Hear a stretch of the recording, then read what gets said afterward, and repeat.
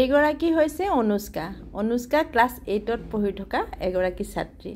শিকিবৰ কাৰণে আহিছিলে গৰম বন্ধত যিকেইদিন সময় পাইছিলে তেতিয়া তাই শিকিবলৈ আহিছিলে আৰু খুব মানে কি কম খুব ভাল মৰম লগা এজনী ছোৱালী, খুব ধুনীয়াকৈ কাম কৰে। কামবিলাক কিন্তু তাই ফাষ্ট কৰে আৰু সব কামেই হেনো তাই ফাষ্ট কৰে মাকে কৈছে। কিন্তু ফাষ্ট কৰিলেও কামবোৰ ধুনীয়াকৈ কৰিছে। আপোনালোকে দেখিয়ে হয়তো ধৰিব পাৰিছে ইমান সৰু ছোৱালীজনী ইমান ধুনীয়াকৈ কাম শিকিছে। মোৰ খুব ভাল লাগিলে আৰু মই ভিডিঅ' বনাই মোৰ প্ৰফাইলত মই ৰাখি থবৰ কাৰণে চেষ্টা কৰিলোঁ।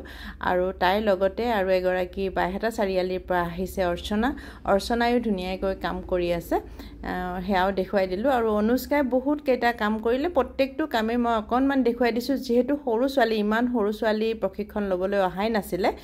অনুষ্কাৰ বয়সৰ 8ত পঢ়ি থকা। তাই কি কৈছে অকণমান তাইৰ মুখেৰে আপোনালোকেও শুনিবচোন দেই। অনুষ্কা, কেনেকুৱা লাগিলে আজি? কিমান কি বনালা আজি? এখন কিমান সহজ কোৱা তুমি?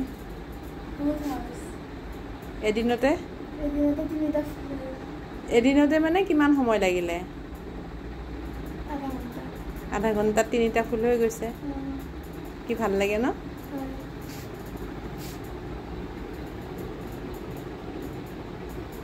এখন কৰি আছে আমাৰ অৰ্চনা চা এবাৰ। ভাল লাগিছে নাই কৰি?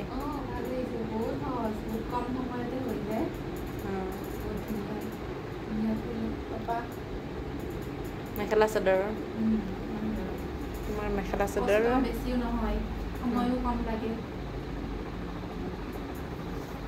অনুষ্কা। আৰু বাকী কেইখন আনাচোন, কি কৰিলা আজি?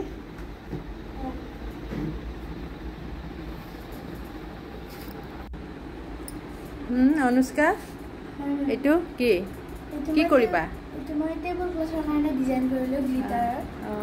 ইমান ধুনীয়া লাগিছে। টেবুল ক্লথ বনাবা? আৰু এইটো কাটৱৰ্ক কৰিবা আজি? আজি তুমি বহুত কেইটা কাম কৰিলা। পেপাৰো কাটিং কৰিলা, এইটো কৰিলা, এই 3টা কাম আজি হৈ গ'ল ন? বা পুৰা ফূৰ্তি। বিচনাখনত পাৰিবা গৈ?